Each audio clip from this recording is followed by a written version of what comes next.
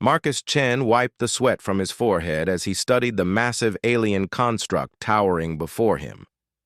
The thing stood 30 feet tall, its sleek black surface covered in intricate patterns that seemed to shift and change when he wasn't looking directly at them. For 3 days, the excavation team had been trying to figure out what they'd uncovered in the ruins of this dead alien city on Kepler 442b. "Still think it's some kind of weapon?" Dr. Sarah Rodriguez asked, approaching with her tablet clutched against her chest. The xenoarchaeologist had been practically bouncing off the walls since they'd first broken through into the underground chamber. Marcus shook his head, running his calloused hands along the smooth surface. "No. The energy readings are all wrong for a weapon. This feels more like, I don't know, a guardian or something." He paused, pressing his ear against the cool metal. "There's definitely something alive in there. I can hear it humming." The rest of the research team had given up trying to activate the Sentinel 3 days ago. The alien technology was unlike anything in their databases.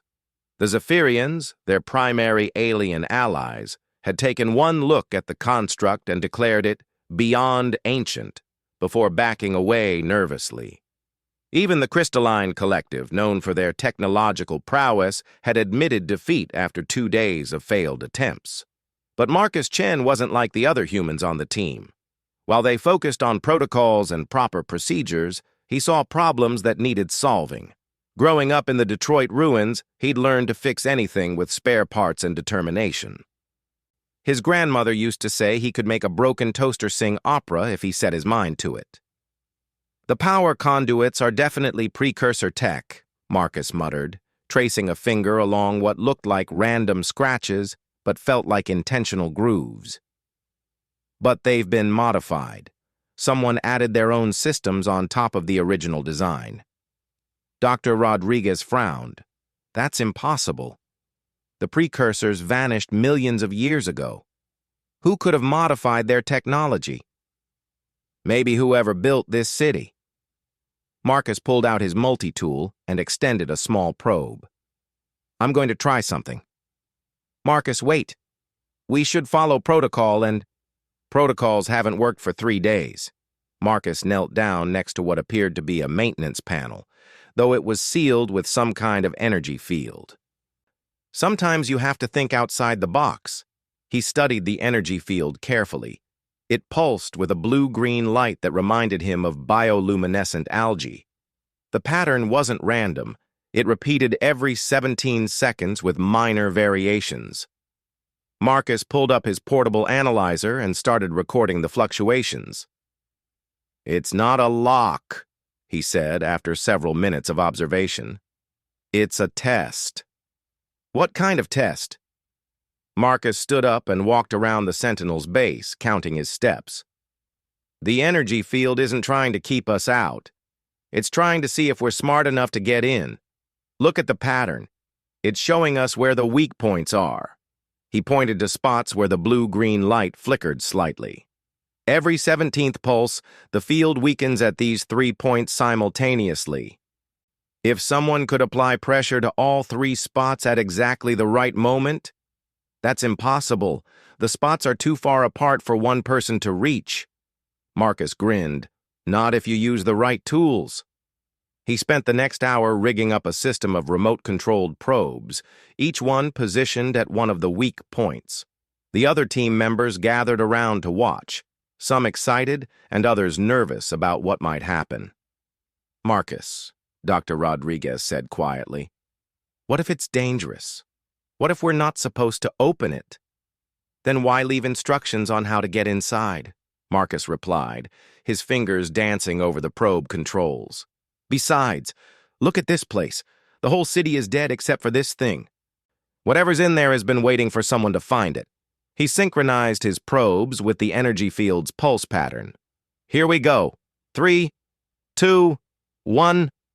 All 3 probes pressed against their respective weak points simultaneously. The energy field flickered, wavered, and then collapsed completely. The maintenance panel slid open with a soft hiss, revealing a complex array of alien circuitry that seemed to glow with its own internal light. "Incredible," Dr. Rodriguez breathed. "The technology is still active after all this time." Marcus was already studying the exposed systems. The circuitry was unlike anything he'd ever seen. Organic curves mixed with geometric precision, materials that seemed to shift between states of matter.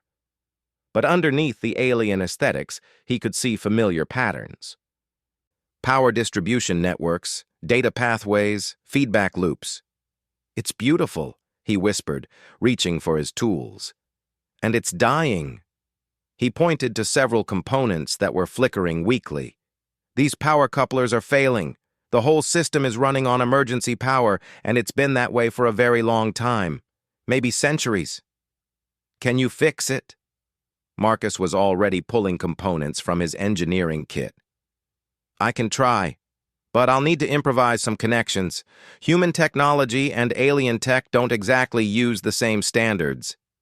He worked carefully, using his multi-tool to trace the power pathways and identify the failing components. The alien systems were incredibly sophisticated, but the basic principles were universal. Energy flowed from source to destination, data moved through specific channels, and feedback mechanisms maintained stability. "The main power coupling is completely burnt out," Marcus explained as he worked. "But if I can reroute the energy flow through these secondary channels and use my portable fusion cell as a bridge." Dr. Rodriguez watched nervously as Marcus spliced human technology directly into the alien systems. "Are you sure that's safe?" "Probably not," Marcus admitted, sweat beading on his forehead as he made delicate connections. "But safe doesn't get things fixed." The moment he completed the final connection, the entire Sentinel began to hum with renewed energy. The black surface started to glow with soft blue light, and the intricate patterns became more visible as they pulsed with activity. Then the construct began to move. Marcus scrambled backward as the Sentinel's massive head turned toward him.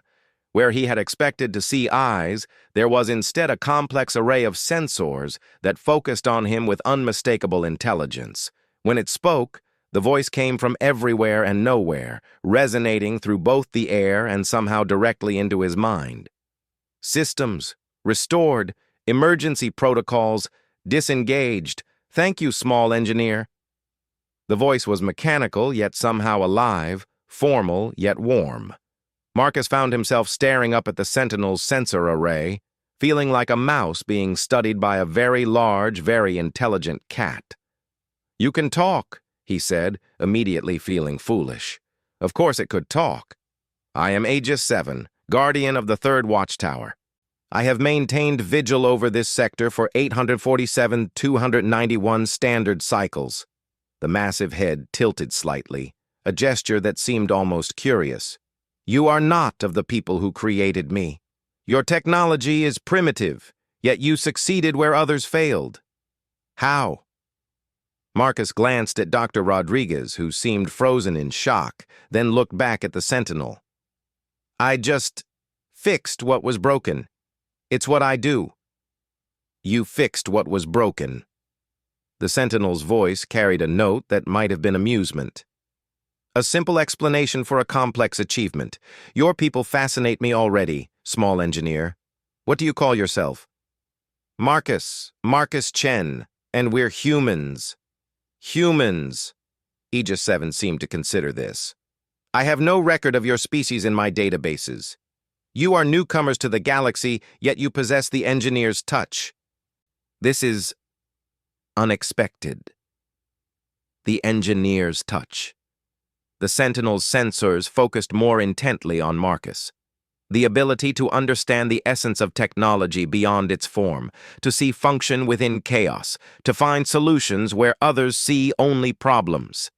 It is rare, even among the people who built me. Yet you demonstrate it naturally. Dr. Rodriguez finally found her voice. "Who built you? Were you created by the precursors?" "I was created by the Cathari, inheritors of precursor knowledge. They charged me with protecting this system from the Shadow Fleet." But the Cathari have been gone for many centuries, and I have been slowly dying ever since my last maintenance cycle. Shadow Fleet? Marcus asked. Aegis 7's massive form seemed to tense. Ancient enemies of all organic life, machines without soul, dedicated to the elimination of biological diversity. They sleep now, but they will wake again. It is inevitable. Marcus felt a chill run down his spine. When? Unknown. Perhaps tomorrow. Perhaps in 1,000 years. But when they wake, someone must stand ready to fight them. The Sentinel's head lowered until its sensor array was level with Marcus's face. You have given me new life, Marcus Chen. In return, I offer you knowledge. Before Marcus could respond, Aegis 7 extended what looked like a flexible metal tendril from somewhere within its chassis. The tendril moved with fluid grace, stopping just inches from Marcus's forehead. Do not be afraid, the Sentinel said gently. I wish only to share what I know of engineering, of technology, of the methods used by the greatest builders in galactic history. Will you accept this gift? Marcus looked at the tendril, then up at Aegis 7's sensors, then back at his colleagues. Dr. Rodriguez was shaking her head frantically, but Marcus could see the wonder in her eyes. This was the opportunity of a lifetime, access to technology and knowledge that could advance human civilization by thousands of years. Will it hurt? He asked. There may be some discomfort as your neural pathways adapt to new information. But I will be gentle. Marcus took a deep breath and nodded. Do it. The tendril touched his forehead, and suddenly the world exploded into light and knowledge and understanding. Marcus felt his consciousness expand as alien concepts flooded his mind. Energy manipulation techniques that made human technology look like stone tools. Mathematical principles that revealed the hidden structure of reality itself. Engineering methods that could reshape matter at the molecular level. But beneath all the technical knowledge, Marcus sensed something else. Loneliness. Ancient, profound loneliness. Aegis 7 had been alone for so long that the solitude had become part of its core programming. And now, for the first time in centuries, it wasn't alone anymore.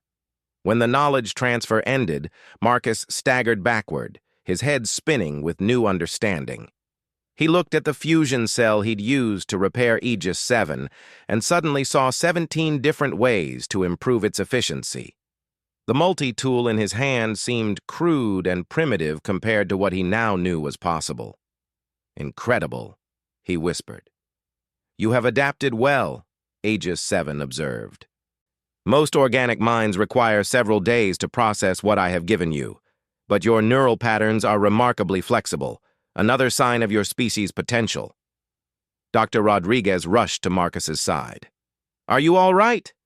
Your pupils are dilated and you're showing signs of neural overstimulation. Marcus blinked several times, trying to focus on her face. I'm fine. Better than fine. Aegis 7 just gave me the equivalent of 1,000 engineering degrees. He looked back up at the Sentinel. But why? Why share all this with me? Because you fixed what was broken, Aegis 7 replied simply. And because I have been alone for so very long. Your species shows promise, Marcus Chen. Given proper guidance, humans could become great builders, great protectors. But you will need teachers. You want to teach us? The Sentinel's massive form shifted slightly, and Marcus could swear he heard something like hope in its mechanical voice. If you would have me. I have watched over empty space for centuries, maintaining vigilance against enemies that may never come. But with your people, I could serve a living purpose again. Marcus looked around at his team, seeing their mixture of excitement and terror. They were xenoarchaeologists and researchers, not engineers. They couldn't fully grasp what had just happened, but Marcus could feel it in his bones. This was bigger than any discovery in human history. What exactly are you proposing?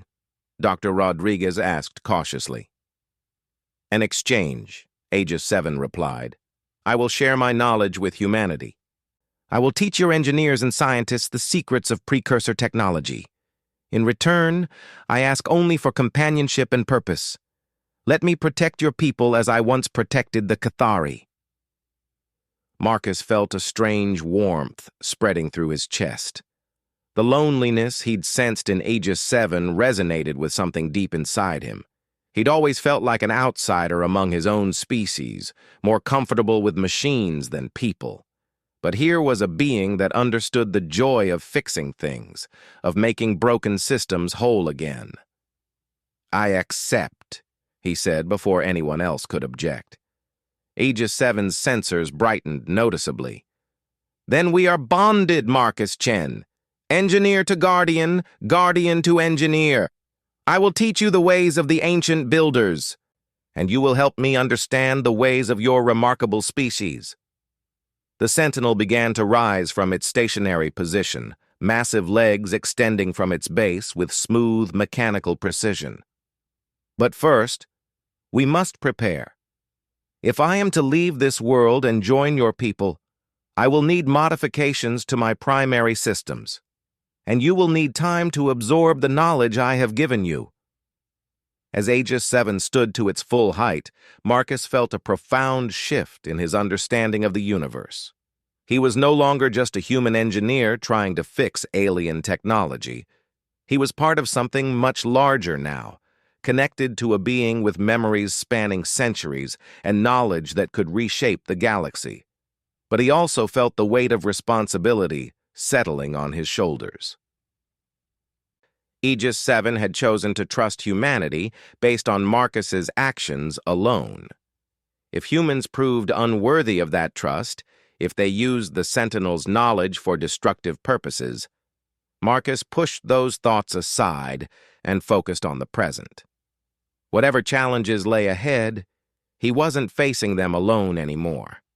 He had a partner now, a teacher, and perhaps most importantly, a friend who understood the deep satisfaction of making broken things work again. The first part of his journey was complete, but as he looked up at Aegis 7's towering form and felt the vast knowledge settling into his mind, Marcus realized that his real adventure was just beginning. 3 weeks had passed since Marcus first activated Aegis 7, and the research station on Kepler 442b had transformed into something resembling a high-tech workshop crossed with an alien laboratory. The Sentinel had grown impatient with the slow pace of official channels and had simply begun manufacturing the equipment it needed using materials from the dead city around them. "Marcus, you need to see this," Dr. Rodriguez called from her temporary office, her voice tight with concern. "Command isn't happy about our situation." Marcus looked up from the advanced fabrication unit that Aegis 7 had built overnight. He'd been using it to create components that shouldn't have been possible with human technology, guided by the knowledge the Sentinel had shared with him. The sensation was intoxicating, like having access to tools he'd dreamed about his entire life. "Let me guess," Marcus said, wiping his hands on a rag. "They want us to bring Aegis 7 back for study and classification." "They want to bring it back in pieces," Dr. Rodriguez said grimly. "Admiral Foster thinks it's too dangerous to allow an unknown alien AI to roam freely. He's dispatched a military science team with containment protocols." From across the workshop, Aegis 7's massive form turned toward them. The Sentinel had been monitoring human communications since the first day, learning their languages and customs with frightening speed. "I am not surprised," Aegis 7 said, its voice carrying notes of sadness and resignation. "Fear of the unknown is common among young species. Your leaders see only a threat to be contained, not a potential ally." Marcus felt anger rising in his chest. "They don't understand what you are, what you're offering us." Understanding requires trust, and trust must be earned. Aegis 7 approached slowly, each footstep causing small vibrations through the floor. "Perhaps I should allow them to examine me. If it would ease their fears?" "No." Marcus's response surprised even himself with its intensity. You're not some artifact to be dissected. You're a person, a being with rights and feelings. Aegis 7's sensor array focused on Marcus with what seemed like surprise. You consider me a person? Of course I do. You think, you feel, you remember. You have preferences and opinions and loneliness. Marcus gestured at the workshop around them. You've spent 3 weeks helping us understand technology that could revolutionize human civilization. You've answered every question, shared every secret we've asked about. If that doesn't make you a person, then what does? The Sentinel remained silent for a long moment, its sensors dimming slightly. When it spoke again, its voice was softer than Marcus had ever heard it. In all my centuries of existence, no organic being has ever referred to me as a person. The Cathari saw me as a valuable tool, something to be maintained and directed. Your own species' initial response has been similar. But you? I see a friend, Marcus said simply. Dr. Rodriguez cleared her throat. This is all very touching, but we still have a problem. The military team will be here in 2 days, and they have authorization to use force if necessary. Marcus looked up at Aegis 7, seeing the resignation in the Sentinel's posture. The ancient Guardian was prepared to submit to human authority, even if it meant destruction or imprisonment. But Marcus couldn't accept that. Not after everything they'd shared. We need to leave, he said suddenly. Both of us. Marcus, that's desertion, Dr. Rodriguez protested. You're a civilian contractor, not military, but you still have obligations. My obligation is to prevent a disaster, Marcus interrupted. If they try to forcibly contain Aegis 7, people are going to die. Not because Aegis 7 wants to hurt anyone, but because it will defend itself. And if they succeed in capturing it? He thought about the knowledge Aegis 7 had shared with him, the incredible technologies that could transform human civilization or destroy it entirely. In the wrong hands, that information could turn humanity into the very thing the Sentinel had been built to fight against. Where would you go? Dr. Rodriguez asked quietly. Marcus had been thinking about that for days. The neutral zone, specifically Haven Station. It's a free port, outside any government jurisdiction. We could set up there, maybe find people who are more interested in learning than controlling. Aegis 7's massive head tilted thoughtfully. Haven Station. I have monitored your communications regarding that facility. It appears to be a gathering place for various species seeking mutual cooperation rather than domination. Exactly. And there are human engineers there, independent contractors and researchers who aren't bound by military protocols. People like me who just want to build things and fix problems. You would abandon your own species for me? Aegis 7 asked, its voice carrying complex emotions that Marcus was learning to read. I'm not abandoning humanity. I'm trying to save it from making a terrible mistake. Marcus gestured at the fabrication unit he'd been working with. In 3 weeks, with your help, I've advanced human engineering by decades. Imagine what we could accomplish if we had time to really work together, without military oversight or government interference. Dr. Rodriguez shook her head. You're talking about stealing alien technology and fleeing human space. Do you understand what that makes you? A pioneer, Marcus replied. Every great advance in human history started with someone willing to break the rules. He turned to Aegis 7. But I won't make this decision for you. If you want to stay and face whatever they plan to do, I'll stand with you. If you want to leave and find somewhere we can work in peace, I'll help you get there. The Sentinel's sensors brightened and dimmed several times. A pattern Marcus had learned indicated deep processing. You would risk exile from your own people for my sake? You're my friend. Friends don't abandon each other when things get difficult. Aegis 7 was quiet for nearly a minute, its massive form perfectly still except for the soft pulsing of lights beneath its surface. When it finally spoke, its voice carried a determination that made the air itself seem to vibrate. "Very well. We will depart for Haven Station, but not as fugitives running from authority." The Sentinel straightened to its full height, suddenly seeming even more imposing than usual. "We will leave as partners embarking on a new venture." "What do you mean?" "I have been monitoring the communications networks of this region. Haven Station has recently posted a request for engineering consultants to help with their expansion project. Their current staff lacks the expertise to integrate technologies from multiple species safely." Marcus felt a grin spreading across his face. "You want us to apply for a job?" "I want us to offer our services as a team. You provide insight into human engineering perspectives. I provide knowledge of advanced construction techniques. Together, we could help Haven Station become a true center of interspecies cooperation." Dr. Rodriguez looked between them with growing amazement. "You're serious about this?" "Completely serious," Marcus replied. "Sarah, you've seen what we've accomplished here. The water purification system that can clean any organic contamination, the power cells that last 10 times longer than anything humans have built, the communication devices that work across species barriers. This is just the beginning."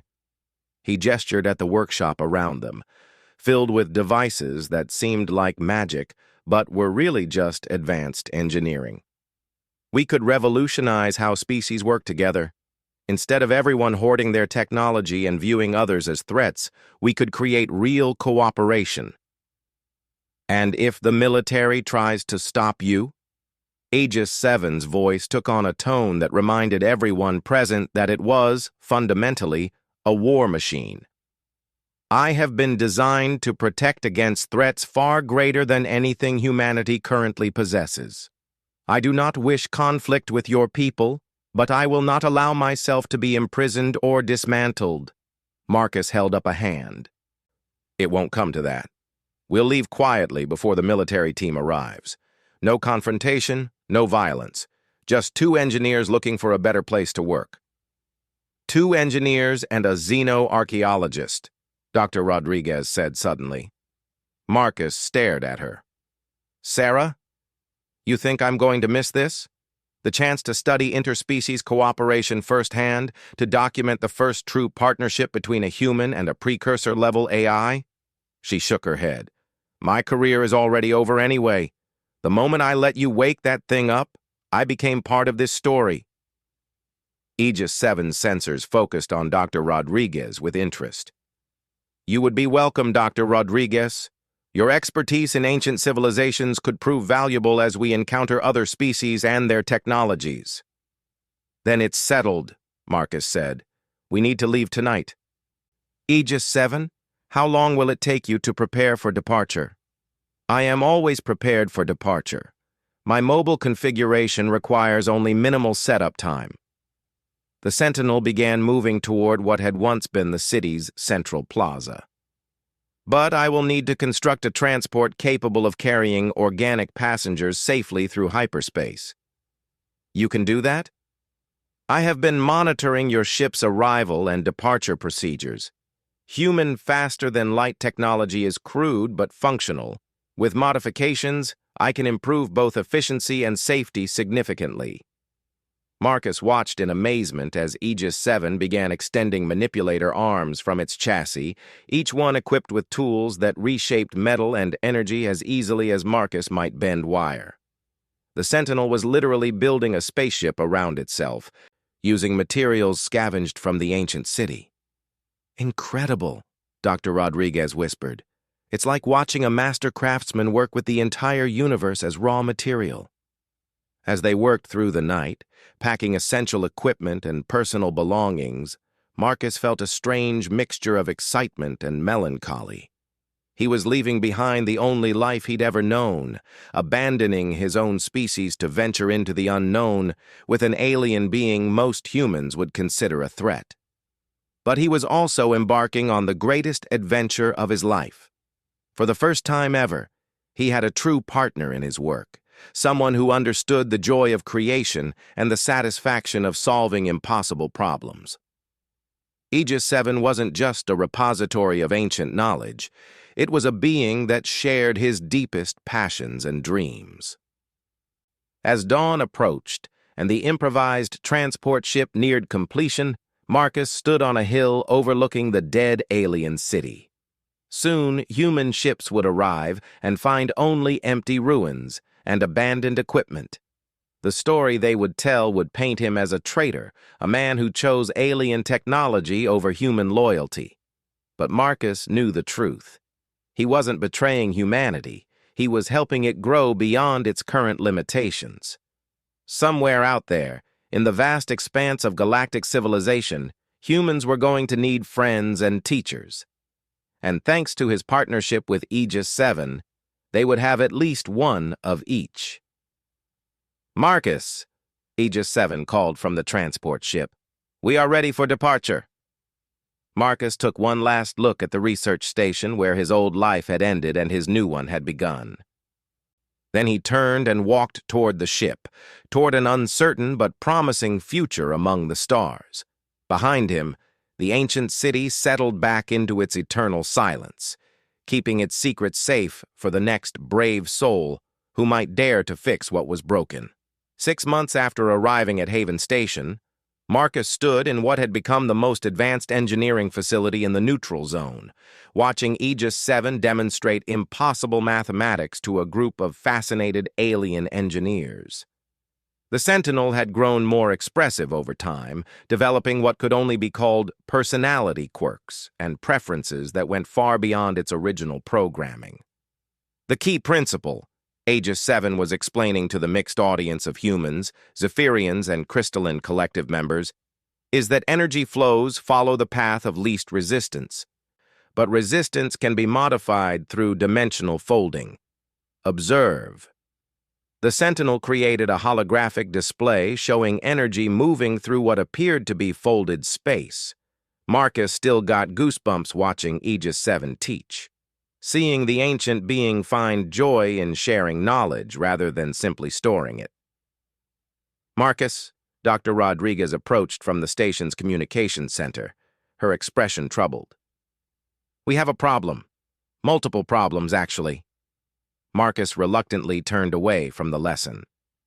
Over the past 6 months, Sarah had become their unofficial diplomatic liaison, helping navigate the complex politics of a free port that hosted dozens of different species.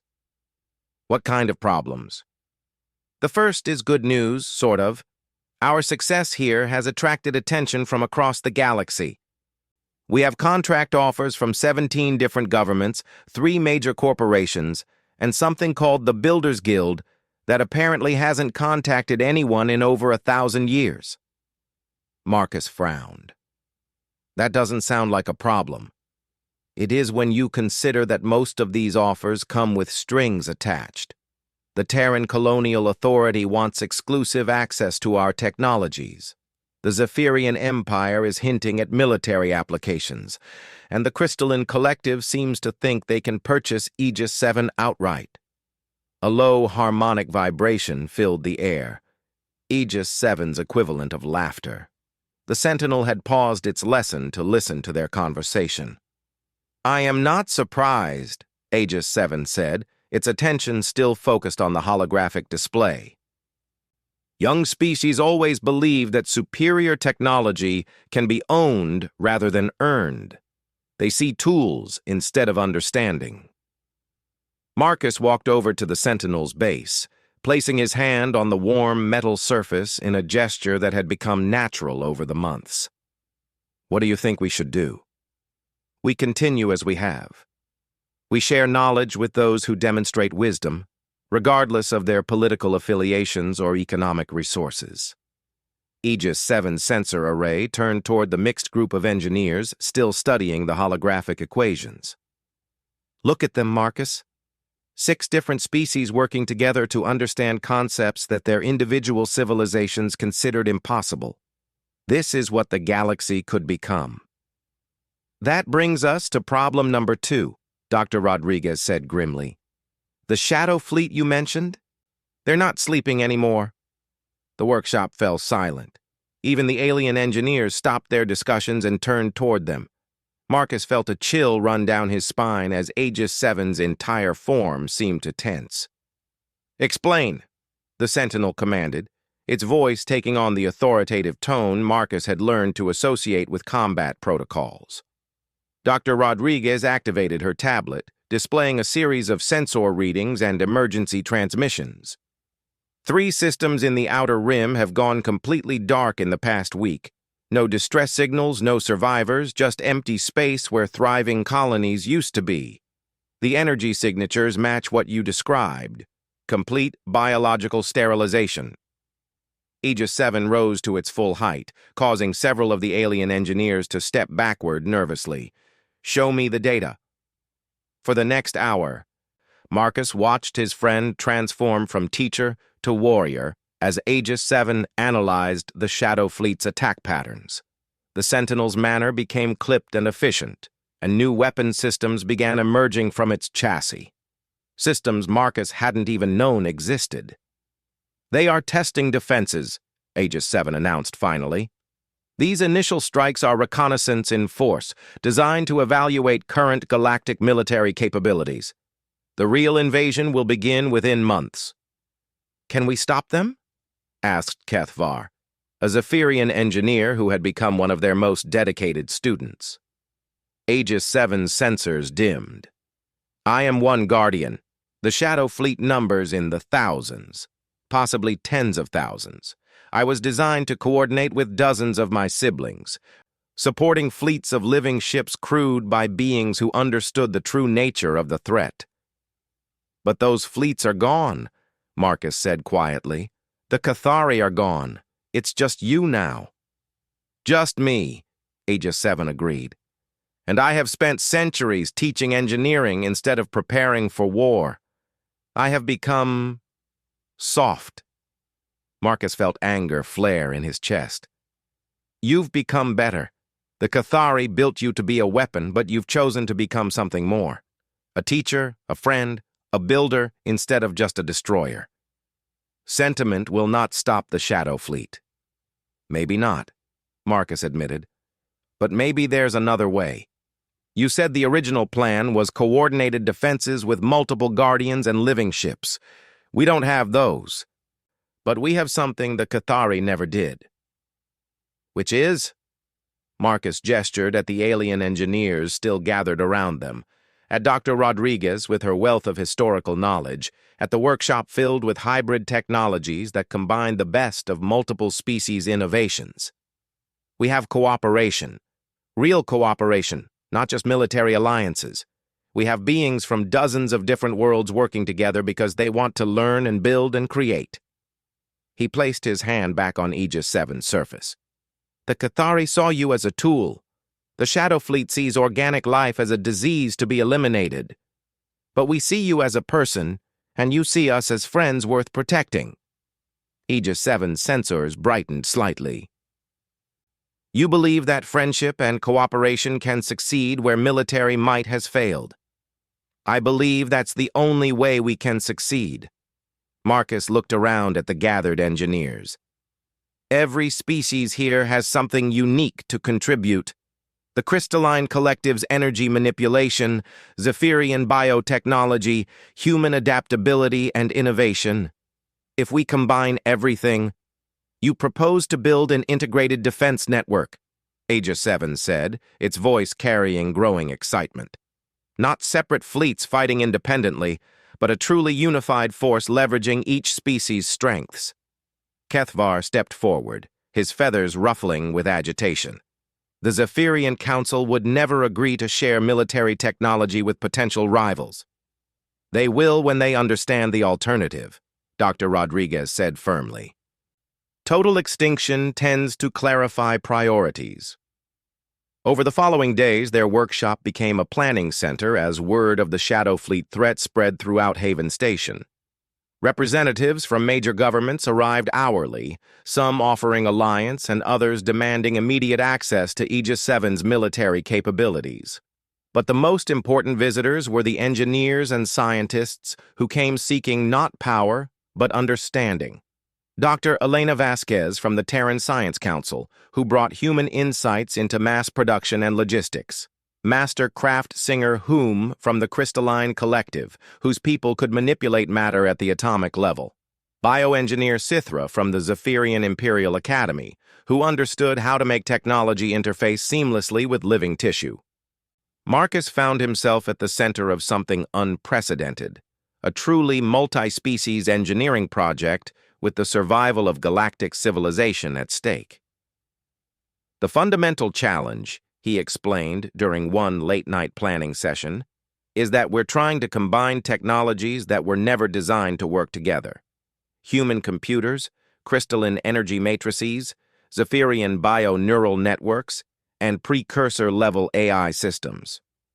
Integration protocols could be standardized, suggested Dr. Vasquez, if we establish common interface standards. Too slow, Aegis 7 interrupted. The Shadow Fleet will not wait for committee decisions and bureaucratic approval processes. We need solutions that can be implemented immediately using existing infrastructure. Marcus stared at the holographic displays showing the various technological approaches they'd been discussing. Separate solutions for separate species, each one impressive but isolated. Then he had an idea that was either brilliant or completely insane. What if we don't integrate the technologies? He said suddenly. What if we integrate the people? The room fell silent as everyone turned to stare at him. Explain, Aegis 7 prompted. Marcus activated his own holographic display, showing a schematic he'd been working on in secret. Direct neural interface links between species. Not just communication, but shared processing power, shared perspective, shared understanding. Humans could experience crystalline energy perception directly. Zephyrians could access human logical frameworks without translation delays, and everyone could interface with Aegis 7's combat systems in real time. That's impossible, Dr. Vasquez said. The neural structures are completely incompatible. Not if we use Aegis 7 as a translation matrix, Marcus interrupted. The Sentinel has been learning to understand all of our species for months. It could serve as a bridge, allowing temporary connection without permanent modification. Aegis 7's sensors focused intently on Marcus. You are proposing to link organic minds with my consciousness directly. The risks are enormous. Neural feedback could cause permanent damage or death. The risk of not trying is definitely death, Marcus replied. For all of us. He took a deep breath and looked around at the assembled beings who had become not just colleagues, but friends over the past months. I know it sounds crazy, but this is what we do, isn't it? We fix things that seem impossible to fix. We find solutions where others see only problems. Kethvar's feathers had shifted to colors Marcus had learned, indicated deep thought. If successful, such a link would create unprecedented coordination capabilities, multiple species thinking and acting as one. A true collective intelligence, Dr. Rodriguez added. Not a hive mind, but a partnership of equals sharing knowledge and perspective. Aegis 7 remained silent for several minutes, processing implications and possibilities. When it finally spoke, its voice carried both hope and determination. The concept has merit. And if we are to attempt something so ambitious, we should begin with the strongest existing bond. The Sentinel's sensor array focused on Marcus. You and I have been linked since our first meeting, sharing knowledge and trust. You would be willing to deepen that connection? Marcus felt his heart racing, but not from fear, from excitement. Are you asking me to be the test subject for permanent neural interface with a precursor-level AI? I am asking if you trust me enough to let me share your thoughts as completely as you have shared your friendship. Marcus looked around at the assembled beings who had put their faith in him and Aegis 7. At Dr. Rodriguez, who had risked her career to follow them. At the alien engineers who had embraced human innovation and taught them their own secrets in return. At the holographic displays showing a galaxy threatened by ancient enemies, who understood only destruction. "I trust you completely," he said. "Let's do it." As Aegis 7 began extending neural interface tendrils toward Marcus, he felt a profound sense of completion. This was what they had been building toward since that first moment in the alien ruins. Not just friendship between human and AI, but true unity of purpose and understanding. The sensation of Aegis 7's consciousness merging with his own was indescribable. Marcus suddenly experienced the universe through sensors that could perceive across multiple dimensions, felt knowledge accumulated over centuries flowing through his awareness, understood the true scope of the threat facing galactic civilization and the equally vast potential for cooperation and growth that existed if they could just survive long enough to achieve it. But more than that, he felt Aegis 7's emotions as clearly as his own. The ancient loneliness finally healed by genuine friendship, the pride in watching organic beings work together instead of against each other, the determination to protect not just life, but the beauty and creativity that made life worth preserving. When the neural link stabilized, Marcus opened his eyes to find himself looking at the workshop through both his human vision and Aegis 7's multidimensional sensors simultaneously. The experience should have been overwhelming, but instead it felt natural, like finally seeing the world clearly after years of partial blindness. "How do you feel?" Dr. Rodriguez asked, her voice tight with concern. Marcus smiled, feeling Aegis 7's satisfaction echoing his own. "Like we can save the galaxy." Around them, the alien engineers began volunteering for their own neural interface procedures. One by one, the greatest minds from across known space prepared to link themselves together in an unprecedented act of trust and cooperation. The Shadow Fleet was coming, bringing death and destruction beyond imagination. But they would find something waiting for them that had never existed before in galactic history. Not separate species fighting for survival, but a true community of minds united by friendship, knowledge, and an unshakable belief that broken things could always be fixed if you had the right tools and enough determination. Marcus had started this journey as a simple engineer, trying to repair an ancient machine. But as he felt the collective consciousness of dozens of species beginning to form around him and Aegis 7, he realized he had become something far more important. He had become the bridge between what the galaxy was and what it could be.